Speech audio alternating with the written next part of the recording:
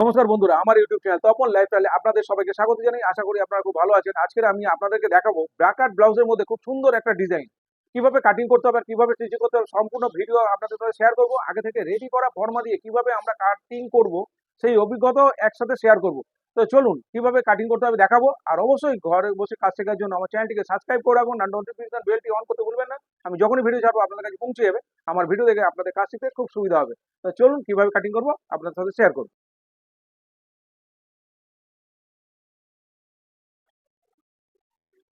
নমস্কার বন্ধুরা, আমার ইউটিউব চ্যানেল তপন লাইফস্টাইলে আপনাদের সবাইকে স্বাগত জানাই। আশা করি আপনারা খুব ভালো আছেন। আজকে আমি আপনাদের সাথে শেয়ার করব যে ব্রাকাট ব্লাউজ কিভাবে আগে থেকে রেডি করা ফর্মা দিয়ে কাটিং করতে হয়। আমাদের কাছে রেডি করা ফর্মা থাকে, যখন কাস্টমারের কাজ আসে তখন কিন্তু আমরা এই ফর্মা দিয়ে কাটিং করে নিই। খুব কম সময়ে আমাদের কাটিং করা হয়ে যায়। তাহলে আগে থেকে রেডি করা ফর্মা দিয়ে কিভাবে কাটিং করতে হবে সেটা আমি দেখাবো। আর সব কাস্টমারের পেছন পাটের ডিপ এক হয় না, সেই পেছন পাটের ডিপ অনুযায়ী আমাদের পুট কাটিং হয়। সেই ভিডিও আমার চ্যানেলে দেওয়া আছে, অবশ্যই আপনারা দেখে নেবেন। আপনাদের কাছে কাটিং কিন্তু খুব সোজা হয়ে যাবে।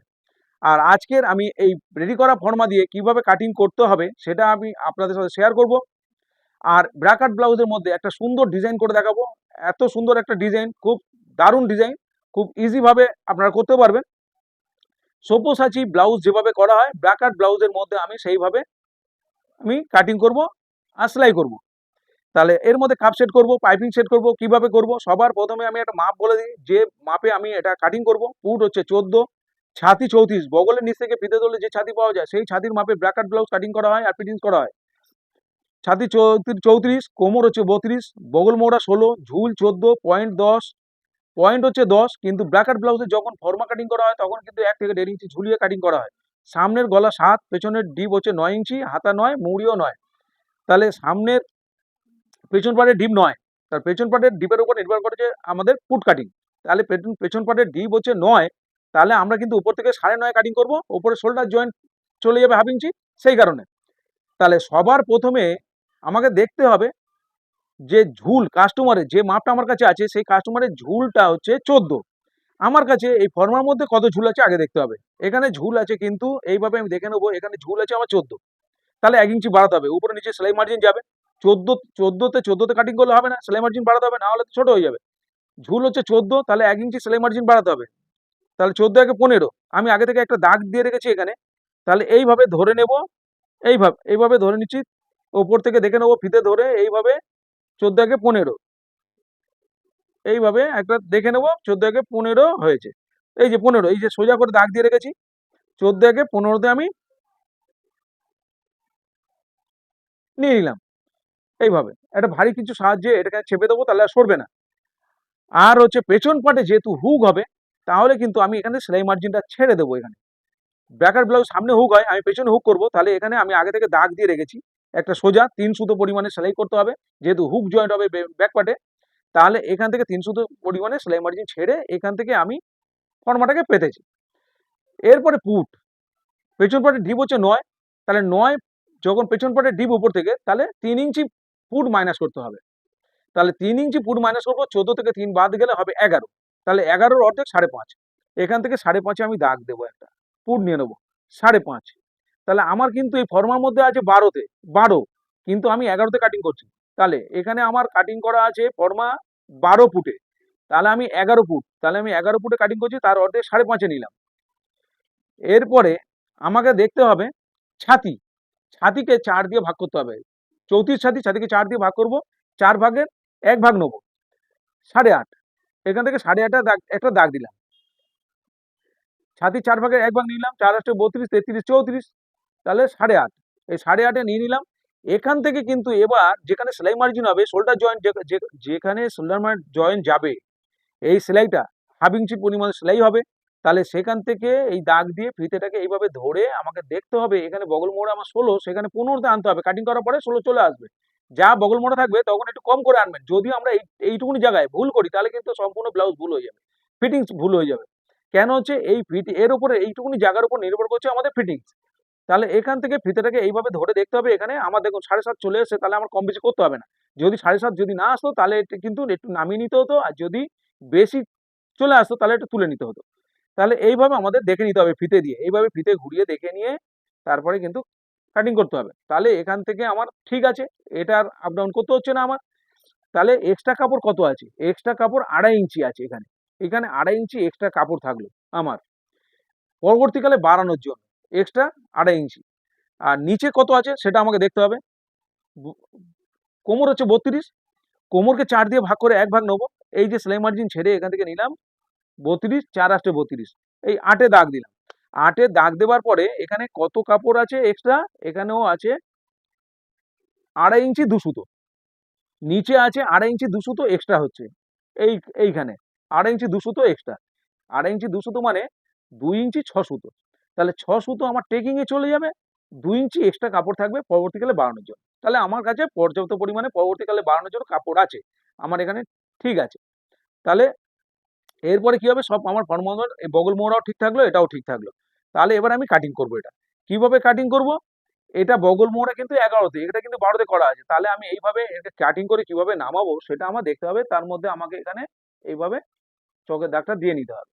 এইভাবে চকের দাগটা দিয়ে রাখতে হবে। দিয়ে এবার কাটিং করব। আমি কিন্তু সোজা দিকে কাটিং করছি, কাপড়টাকে সোজা দিক নিয়ে নিয়েছি। আর আমি করিনি। কিন্তু আপনারা অবশ্যই উল্টো দিকে কাটিং করবে, চকের দাগ না তো সোজা দিকে লেগে যাবে।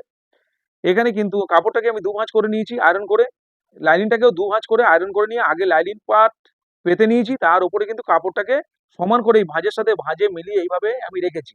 এইভাবে কিন্তু রাখতে হবে সমান করে, এটা যাতে সরে না যায়। একদম সমান করে একদম লাইনিং পার্ট আর কাপড় দুটো আয়রন করে ভালো করে আয়রন করে এইভাবে পেতে নিতে হবে। এরপর আমি কাটিং করব।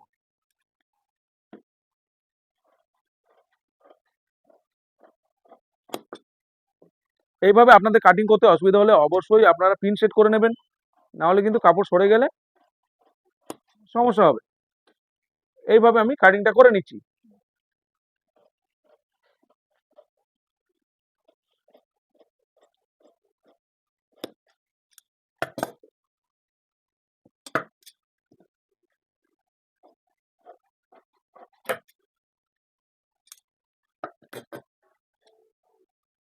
অবশ্যই আমার ভিডিও ভালো লাগলে লাইক করতে কিন্তু ভুলবেন না। আর ঘরে বসে কাজ শেখার জন্য অবশ্যই চ্যানেলটিকে সাবস্ক্রাইব করে রাখুন।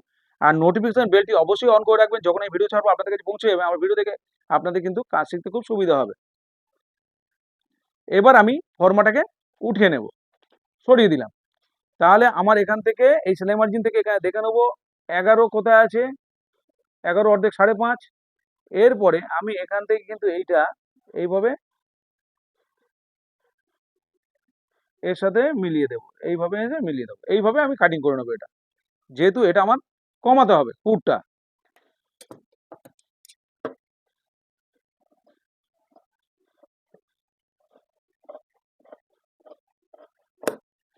এটা আমি কাটিং করে নিই। পেছন পাটের ডিপ, পেছন পাটে আমি গোল করব। তাহলে পেছন পাটের ডিপ হচ্ছে এখান থেকে কত?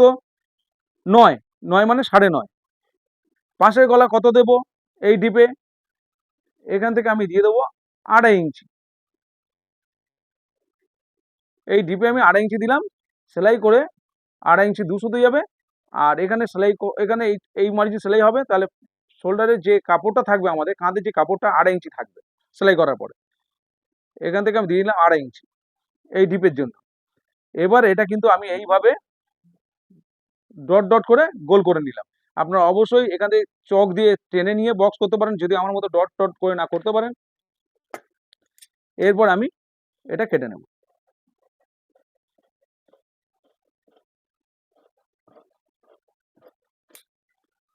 কেটে নিয়েছি। এরপরে আমি ফ্রন্ট পার্ট কাটিং করব। কিভাবে কাটিং করব? এখানে তার জন্য আমার দেখে নিতে হবে এখানের এইটা, এখানে এটা কিভাবে দেখবো? এখান থেকে দেখে নেবো এই কাঁধটা কতটা আছে। এখান থেকে 3 ইঞ্চি আছে, এখান থেকে আছে 3 ইঞ্চি। এটা অবশ্যই চেক করতে হবে, এটা চেক করতে হবে কত 3 ইঞ্চি আছে। এরপর আমি দেখাবো কিভাবে কাটিং করতে হবে। এবার এই পার্টটা নেব, এই পার্ট এখান থেকে আমি নিয়ে নেব। এখান থেকে নিলে কিন্তু এই বেল পার্টটা আমার হবে না, বেল পার্ট কিন্তু আমার এখান থেকে নিতে হবে। এইভাবে নিতে হবে সামনে থেকে। যে ডিজাইন আমি করব সেটা কিন্তু এখানে জয়েন্ট থাকতে হবে, আমার বেল পার্টের সামনে জয়েন্ট থাকতে হবে। তাহলে এটাকে নেবো, হাতা ছোট হয়ে যাবে। তাহলে আমার এখান থেকে এটা নিলে হবে না, আমার এস পার্টটা নিতে হবে। এরকম জায়গা থেকে আমাকে এস পার্টটাকে নিতে হবে। এইভাবে নিয়ে নেবো আমি এস পার্টটা। এস পার্টটা আমি এইভাবে নেব। তাহলে এই পার্টটা আমি এখান থেকে নিয়ে নিই, আর এই পার্টটা আমি এখান থেকে নিয়ে নিই। এখন কম জায়গার মধ্যে আমার অল্প কাপড়ের মধ্যে কিন্তু আমার এটা ফর্মা রেডি করা থাকলে এটা একটা সুবিধা। এরপরে আমার যে কাজটা হবে, এখানে আমি দেখলাম কি এইটার মধ্যে দেখলাম যে আমার এই যে ব্যাক পার্ট কেটেছি, ব্যাক পার্টের মধ্যে এই যে কাঁধের কাপড়টা এটা কতটা আছে, এটা যে 3 ইঞ্চি, তাহলে এইটা আমাকে 3 ইঞ্চি রাখতে হবে। এখান থেকে কোন দিক দিয়ে আমি কম বেশি করেছি, পেছন দিক দিয়ে, সামনের দিক দিয়ে কিছু করিনি। তাহলে এর সামনের দিকে ঠিক থাকবে এখানে।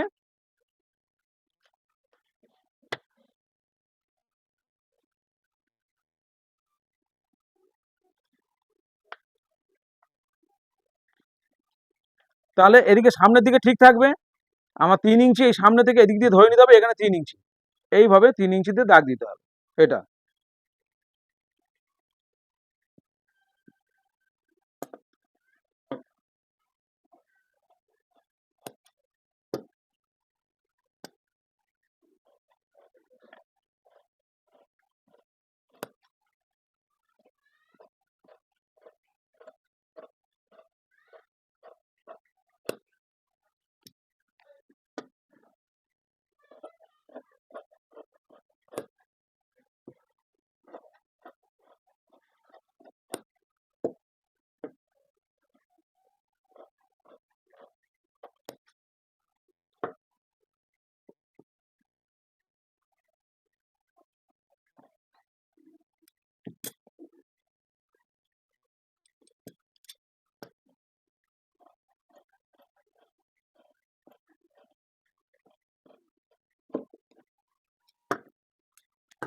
এটাকে আমি উঠিয়ে নেব,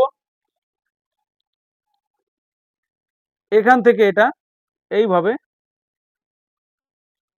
দাগ দিয়ে নিলাম। এখানে 3 ইঞ্চি আছে কিনা ভালো করে আমি দেখে নেব, 3 ইঞ্চি আছে। এরপরে এটা আমি কেটে নেব। ব্যাক পার্টের সাথে এইটার মিলটা কিন্তু এস পার্টের এইটাকে মিল রাখতে হবে, নাতে জয়েন্ট আপ ডাউন হয়ে যাবে। অবশ্যই ব্যাক পার্ট কাটার পরে এস পার্টের এটাকে আমাকে চেক করতে হবে। এটা হয়ে গেল কাটিং। তাহলে ব্যাক পার্ট আর এস পার্ট আমার কাটিং হয়ে গেছে। এরপরে এই পার্টগুলো আমি কাটিং করব। এই পার্টগুলো কাটিং করব, তার আগে আমি এই পার্টটা কাটিং করে নিই। এই পার্টটাকে আমি এই সামনে থেকে কাটিং করে নেবো, ধার থেকে। যে ডিজাইনটা করব এখানে কিন্তু সমান লাগবে আমার এদিকটায়। আর নিচে কিন্তু আমি কি করেছিলাম, ব্যাক পার্টে 1 ইঞ্চি বাড়াতে হয়েছে, তাহলে ফ্রন্ট পার্টে 1 ইঞ্চি বাড়াতে হবে। এই বেল পার্ট সবার নিচে থাকে বেল পার্ট, এই বেল পার্টে কিন্তু আমার 1 ইঞ্চি বাড়াতে হবে। যেহেতু ঝুল বেড়েছে 1 ইঞ্চি, এবার এখান থেকে বেল পার্টে আমি 1 ইঞ্চি এখানে দাগ দিলাম। এই সোজা এখানে আবার এদিকে একটা দাগ দিলাম, তাহলে 1 ইঞ্চির দাগ পড়ে গেল। এরপরে কিন্তু আমি এই দাগটাকে সোজা করে দেব, দাগটাকে সোজা করে দিলাম, দিয়ে এবার আমি এই বেল পার্ট কেটে নেবো। ব্যাক পার্টে ঝুল বাড়িয়েছিলাম, ফ্রন্ট পার্টের ঝুলটাও বাড়িয়ে নিলাম। এইভাবে কাটিং করতে হয়। এরপরে এখান থেকে এইভাবে ধরে সোজা করে যেমন আছে তেমনই কাটিং হবে।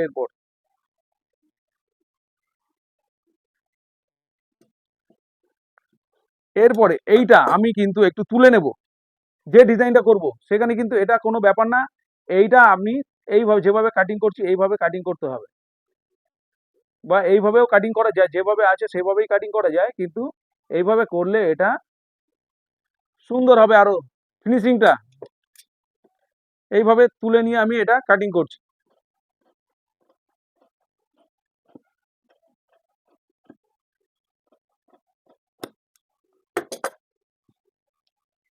বেল পাটের উপর দিক দিয়ে আমি এটা তুলে নিলাম, এটা হয়ে গেছে।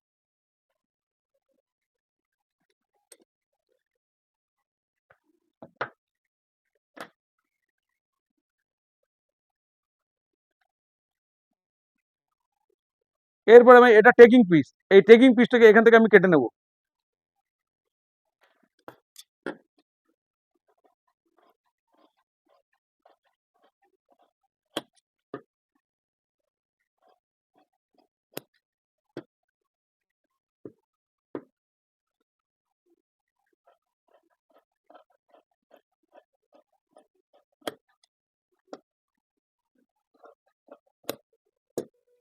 নিচের দিকের অংশে একটুখানি এরকমভাবে ছোট করে আমি কেটে রেখে দেবো, তাহলে আমার সুবিধা হবে জয়েন্টের সময়, নিচের অংশটা আমার বুঝতে সুবিধা হবে। রেখে দিলাম। টেকিং পিস হয়ে গেছে। এটা বুকের পিসটা, এটাকে বিপ পিস বলে থাকি। এটা বিপ পিস। এটা হচ্ছে এইভাবে আমি একটু কোনাকুনি কাটিং করতে হয়, তাহলে সেলাই কিন্তু ভালো আমাদের সেলাইটা করতে পারবো আর ফিনিশিং ভালো হবে।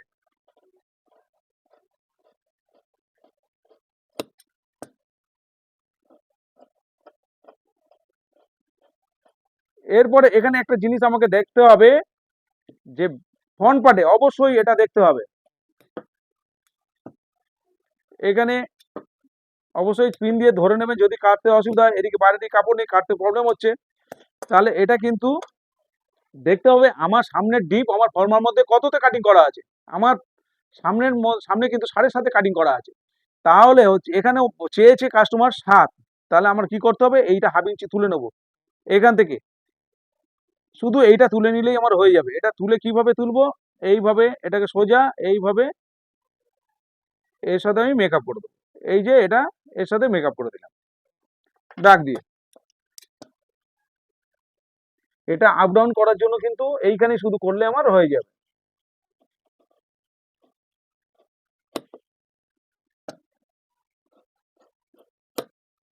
হয়ে গেল। যদি আমার ডিপ নামাতে হতো, তাহলে হাফ ইঞ্চি এখানে নিচের দিকে নামাতে হতো, আর তুলেছি হাফ ইঞ্চি, উপর দিয়ে তুলে দিলাম। এর বেশি আপ ডাউন আমার 7.5 কাটা আছে, হাফ ইঞ্চি হয় ওঠে, হাফ ইঞ্চি নামে, এতে কিন্তু বেশি কম বেশি হয় না। তাহলে হয়ে গেল আমার এই পার্টটা। এই পার্ট দুটো আরো আমাকে দুটো শুধু লাইলিং পার্টে কাটতে হবে, কারণ হচ্ছে কাপ সেট করতে হবে সেই কারণে। তাহলে এরপরে আমি হাতা কাটিং করব। কিভাবে আমি হাতা কাটিং করব, এবার আমি হাতা কাটিংটা দেখাচ্ছি।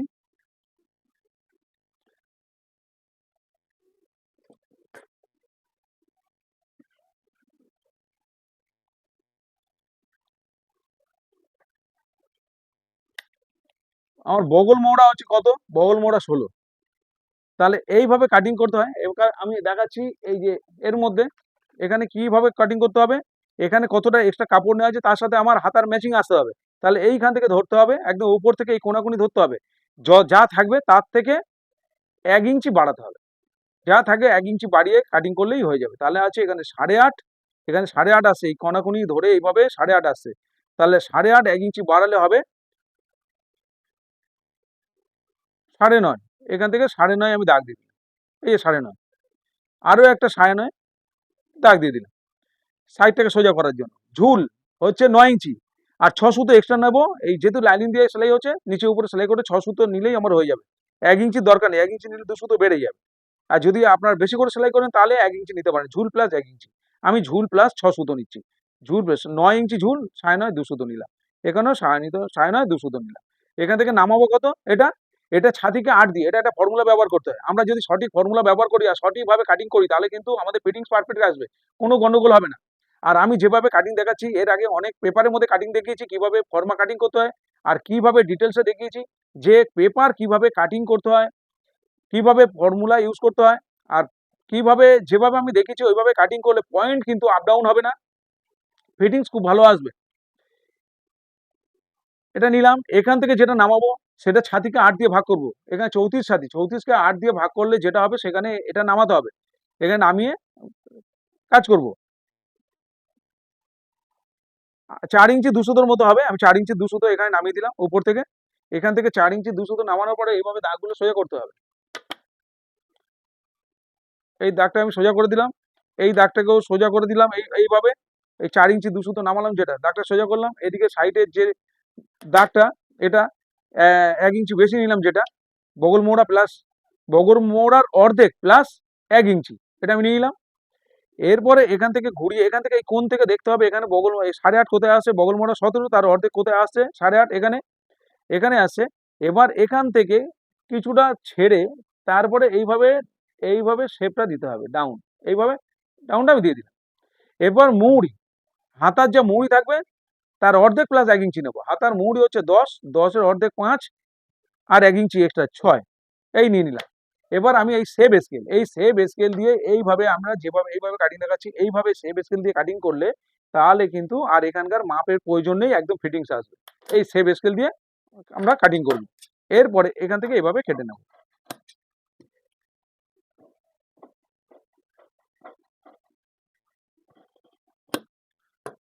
হয়ে গেল। আগে লাইলিং পার্ট কেটেছি, তারপর আমি কাপড় কাটিং করব। এখানে কিন্তু তালপাটে শেপ দেবো না, যখন আমি কাজ করব তখন আমি তালপাটে শেপ দিয়ে নেব। এরপরে কাপড়টাকে আমি 4 ভাঁজ করব। এই হাতের সামনে পাড় আছে, এটাকে 4 ভাঁজ করব। এইভাবে 4 ভাঁজ করে নিয়ে এর উপরে আমি এটাকে রাখবো। রেখে একটু বাড়তি করে কাপড়টা কাটিং করব। তারপরে লাইনিং পার্টের সাথে বসানোর পরে আমি এক্সট্রা কাপড় কেটে দেবো। তো চলুন এবার আমি কিভাবে সেলাই করতে হবে আমি দেখাবো। তার জন্য আমি কিন্তু যেহেতু কাপ সেট করব, এখানে কিন্তু এই পার্ট দুটো আমি এর মধ্যে নিয়ে নিচ্ছি। সেম ভাবে যেভাবে আমি কাটিং করেছি, এটা হাফ ইঞ্চি তুলে কাটিং করেছি, এটা সেম ভাবে নিয়েছি, সেইভাবে আমার কাটিং করে নিতে হবে। এটা আমি দেখাচ্ছি না। এবার লাইলিন পার্টের সাথে এটাকে অ্যাটাচ করে নিতে হবে, সেলাই করে বসিয়ে নিতে হবে, তারপরে কিন্তু সেলাই করতে হবে। আর অবশ্যই আমার চ্যানেলটিকে সাবস্ক্রাইব করে রাখুন, নোটিফিকেশন বেলটি অন করে রাখুন আমার ভিডিও থেকে কাজ শেখার জন্য। বন্ধুরা এবার আমি সেলাই করে দেখাবো এই সুন্দর একটা ডিজাইনের ব্লাউজ কিভাবে আপনারা রেডি করবেন। দেখলেই শিখে যাবেন, মনোযোগ সহকারে দেখতে হবে। এখানে কিভাবে আমি সেলাই করছি, সিঙ্গেল চাপ পরিয়ে নিলাম। এরপরে এখানে পাইপিং সেট করে নিচ্ছি এই বি পিসের মধ্যে। প্রত্যেকটা পার্ট কিন্তু আমি লাইলিং পার্টের সাথে অ্যাটাচ করে নিয়েছি। দুটো পার্টে আমি চাপ সেলাই দিয়ে পাইপিংটাকে সেট করে নিলাম। এটা সিঙ্গেল চাপ ব্যবহার করছি আমি এখানে। এরপরে নিচে যে টেকিং পিসটা সেটা আমি জয়েন করছি। টেকিং পিসটা জয়েন করার সময় খেয়াল রাখতে হবে যেটা যেদিকের মুখ সেটা সেদিকে রেখেই জয়েন করতে হবে। নিচের অংশ নিচের দিকে রাখতে হবে, সামনের দিকের মুখ সামনের দিকে রাখতে হবে। সেম ভাবে দুটো পার্ট আমি রেডি করে নিলাম, সিঙ্গেল চাপ ব্যবহার করলাম এখানে। এরপরে এইভাবে উপর থেকে হাফ ইঞ্চি ছেড়ে টেকিংটা দিয়ে নিতে হবে 6 সুতো থেকে 7 সুতোর মার্জিনে। সেম ভাবে দুটো পার্ট একইভাবে রেডি করে নিচ্ছি।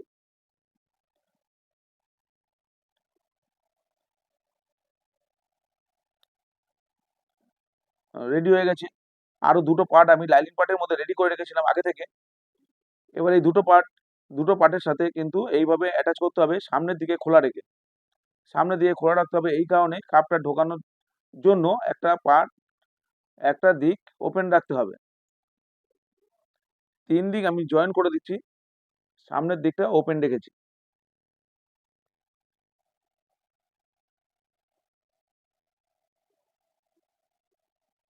সেম ভাবে আরো একটা পার্ট আমি রেডি করে নিচ্ছি।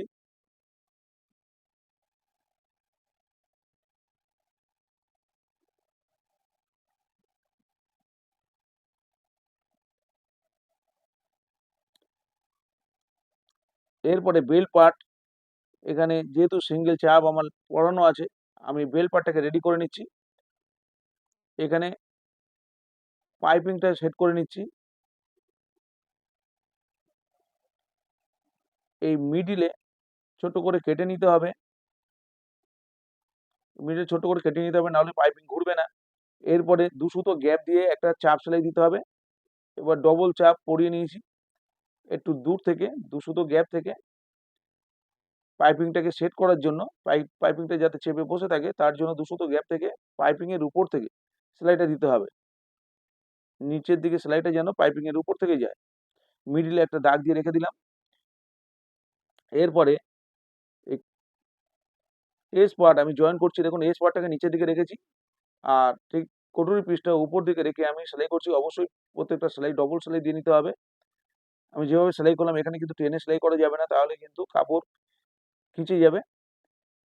সেম ভাবে এবার কিন্তু আমি কটুরি পিসটা নিচের দিকে রেখেছি, টেকিং পিসটা উপর দিকে রেখে আমি জয়েন করছি। এই যেভাবে আমি জয়েন করলাম এইভাবে জয়েন করলে কিন্তু খুব ইজি ভাবে আপনারা জয়েন করতে পারবেন, কাপড় বাড়বে না, সেম ভাবে অ্যাটাচ হয়ে যাবে।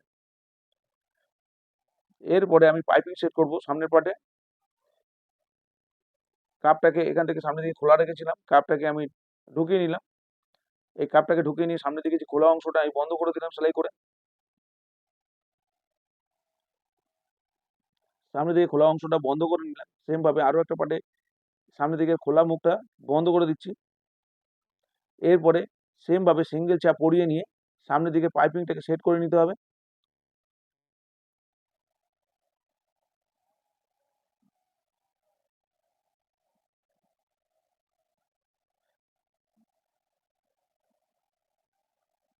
এখানেও কিন্তু সিঙ্গেল চাপ ব্যবহার করতে হবে, তাহলে কিন্তু পাইপিং সেট খুব ভালোভাবে হবে। একদম নিচ পর্যন্ত আমি পাইপিংটাকে সেট করে দিলাম।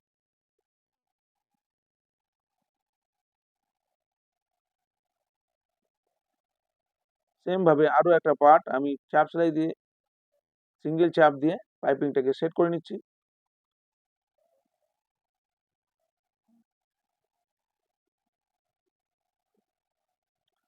এরপরে পাইপিং এর গা ধরে কিন্তু একটা সেলাই দিয়ে নিতে হবে, একদম পাইপিং এর গা ধরে একটা চাপ সেলাই দিয়ে নিতে হবে।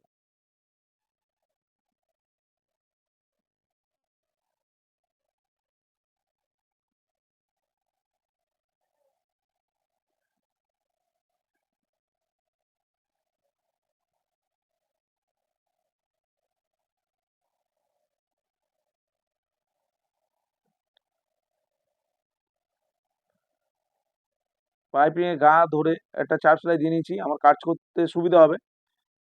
এবার দুটো পার্ট জয়েন করব, তার জন্য একটা 2 ইঞ্চি চওড়া লাইলিন পার্ট আর কাপড় একসাথে নিয়েছি, নিয়ে এইভাবে একটা উপর দিকে সেলাই করে এটাকে উল্টিয়ে নিলাম।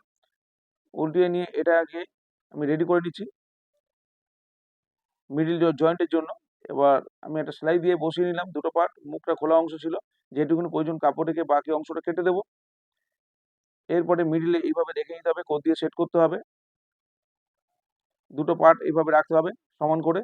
ঠিক পটিটা ঠিক কোন জায়গা থেকে সেট করতে হবে দেখে নিয়ে সিঙ্গেল চাপ দিয়ে এটাকে আমি পাইপিং এর গা ধরে একটা সেলাই দিয়ে নিলাম। সেম ভাবে এবার আরো একটা পার্ট রেখে সিঙ্গেল চাপ দিয়ে জয়েন করে নিচ্ছি। প্রতিটা জয়েন্টের মুখ যেন ঠিক থাকে, দুদিকে জয়েন্ট মুখ ঠিক রাখতে হবে। এরপরে আমি বেল পার্টটাকে এখানে অ্যাটাচ করে নেব।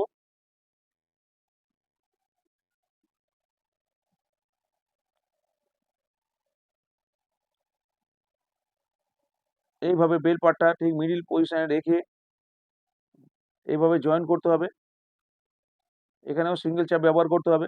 অবশ্যই এখানে যখন সেলাই করব, এই এদিকে যখন সেলাইটা নিয়ে আসবো ব্যাক পার্টের সাইড আর এটা সাইড অবশ্যই মিলিয়ে দেখে নিতে হবে যে আপ ডাউন হচ্ছে কিনা, না তো ব্যাক পার্টের সাথে যখন সাইড জয়েন্ট হবে তখন কিন্তু আপ ডাউন হয়ে যাবে।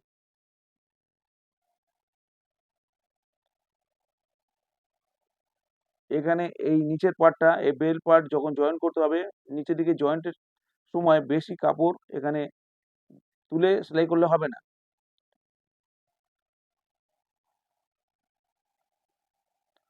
বেল পার্ট রেডি হয়ে গেছে। এবার এই মিডিলে সামনের দিকে এখানে একটা চাপ সেলাই দিয়ে এইভাবে পাকা করে নিতে হবে। এরপরে 2 সুতো গ্যাপ থেকে আরো একটা সেলাই দিয়ে নেব, যাতে পাইপিংটা ভালো করে সেট হয়ে যায়।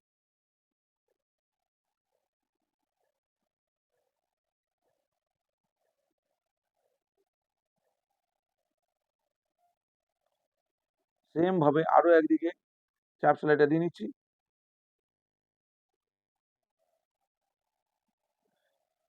এবার নিচে ফিনিশিং করে নেব। 1.5 ইঞ্চি চওড়া সোজা পটি কাটা ছিল আমার।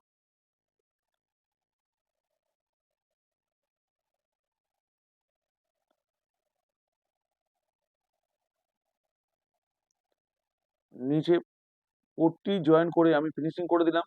এরপরে একটা চাপ সেলাই দিতে হবে পট্টির উপর থেকে। এরপরে ভাঁজ করে ফিনিশিং করে দিতে হবে। এই যে ভাঁজ করে যেটা ফিনিশিং করব, এটা কিন্তু হাতে হেম করতে হয়। আমি সেলাই করে দেখাচ্ছি।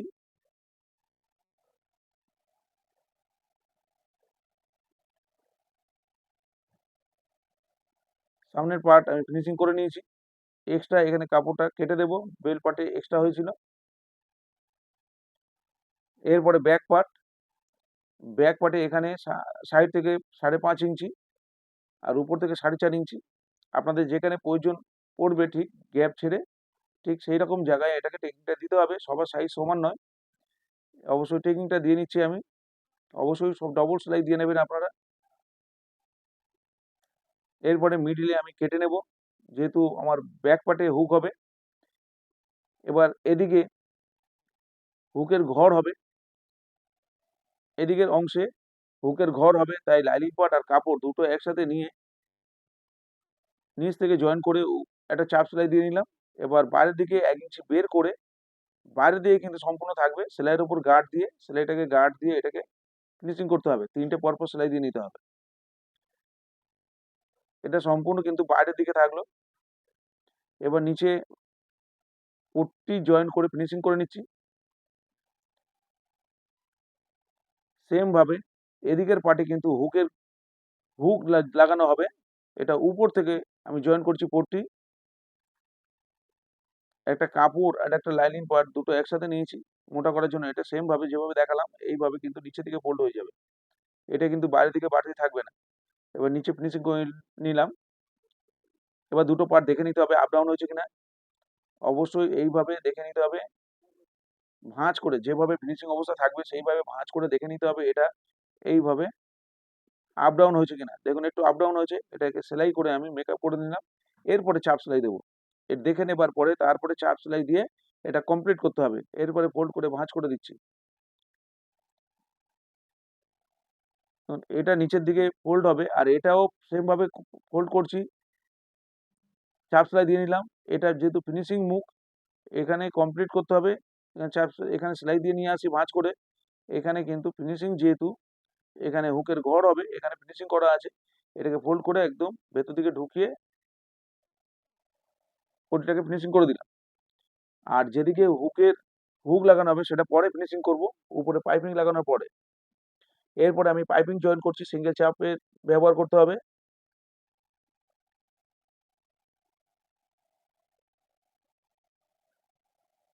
এখানে পাইপিংটাকে আমি চাপ সেলাই দেবো না, কেন শোল্ডার জয়েন্ট করতে হবে। শোল্ডার জয়েন্টের পরে তারপরে কিন্তু আমি এখানে চাপ সেলাই দিয়ে ফিনিশিং করব। দুটো পার্ট এবার দেখে নিতে হবে সেম হয়েছে কিনা, আপ ডাউন হলো কিনা। এখন ঠিক আছে। এরপরে আমি শোল্ডার জয়েন করব একটা পাইপিং এর সাথে। যেভাবে আমরা শোল্ডার জয়েন করি পাইপিং এর সাথে পাইপিংটা আমি মিলিয়ে একটার উপরে একটা পাইপিং তুলে দেব, যেটা খোলা রেখেছিলাম, ব্যাকপার্টটা খোলা রেখেছিলাম। ঠিক পাইপিংটাকে সেট করে পাইপিং এর গা ধরে একটা পাইপিং উপর দিকে একটু উল্টিয়ে উপর দিকে পাল্টি করে নিয়ে এটাকে আমি সেলাই করে দিলাম, দুটো শোল্ডার জয়েন করে দিলাম। যেভাবে প্রত্যেকটা ভিডিওতে আমি দেখাই শোল্ডার জয়েন্ট, সেম ভাবে কিন্তু এটা হলো। এবার আমি পাইপিংটাকে সোজা করলে একটা পাইপিং এর ভিতরে একটা পাইপিং সুন্দর হয়ে সেট হয়ে যাবে।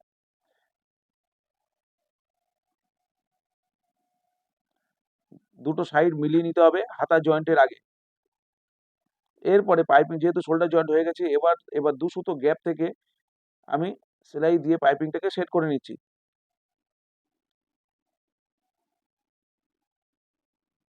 সেম ভাবে আরো একদিকে এই পাইপিংটাকে সেট করে নিলাম। এরপরে যেখানে হুক হবে এটাকে ফিনিশিং করব। হুকের ঘর তো আগে থেকেই ফিনিশিং করে রেখেছি 3টে সেলাই দিয়ে বাইরে থেকে বের করে। এরপরে সবার শেষে উপরে পট্টি জয়েন্টের পরে এটাকে ফিনিশিং করলাম নিচের দিকে সেম করে ফোল্ড করে। এরপরে আমি আগে আগে থেকে হাতা আমি রেডি করে রেখেছি। এখানে তালপাটের শেপ দিইনি, তালপাটের শেপটা আমি দিয়ে নিচ্ছি। এইভাবে তালপাটের শেপটা দুটো হাতার মধ্যে দিয়ে নিতে হবে।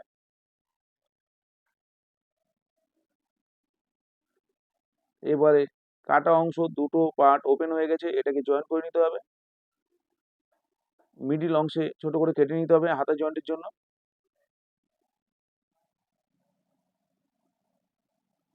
যেটা যেদিকের হাতা সেটা সেদিকে রেখেই কিন্তু জয়েন করতে হবে, যেহেতু তালপাটের শেপ সামনের দিকে যাবে সেইভাবে রেখে। আর হাতা কিন্তু এখানে টেনে সেলাই করলে হবে না, খুব ইজি হাতে সেলাই করতে হবে। এখানে ইজি হাতে সেলাই না করলে তাহলে বুকের সামনে কিন্তু ছোট ছোট কিন্তু খিঁচ এসে যাবে কাপড়ের মধ্যে।